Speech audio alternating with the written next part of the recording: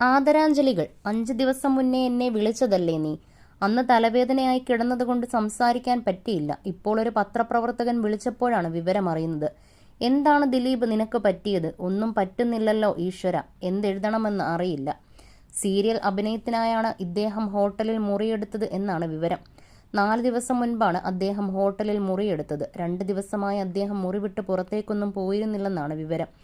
ഒപ്പം അഭിനയിക്കുന്നവർ ദിലീപിനെ ഫോണിൽ വിളിച്ചിരുന്നെങ്കിലും കിട്ടിയിരുന്നില്ല.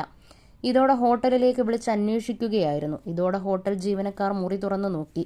അപ്പോഴാണ് നടനെ മരിച്ച നിലയിൽ കണ്ടെത്തിയത്. മുറിയിൽ നിന്നും ദുർഗന്ധവുമുണ്ടായിരുന്നു. സംഭവം അറിഞ്ഞ് പോലീസ് സ്ഥലത്തെത്തി. മരണത്തിൽ അസ്വാഭാവികതയില്ലെന്നാണ് പോലീസിന്റെ പ്രാഥമിക വിലയിരുത്തൽ. മുറിക്കുള്ളിൽ ഫോറൻസിക് സംഘം പരിശോധന നടത്തുമെന്നും കന്റോൺമെന്റ് SP അറിയിച്ചിരുന്നു. എന്താണ് മരണകാരണമെന്നത് പോസ്റ്റ്മോർട്ടം പരിശോധനയിലെ വ്യക്തമാകും. അമ്മയറിയാതെ, സുന്ദരി, പഞ്ചാഗ്നി അടക്കം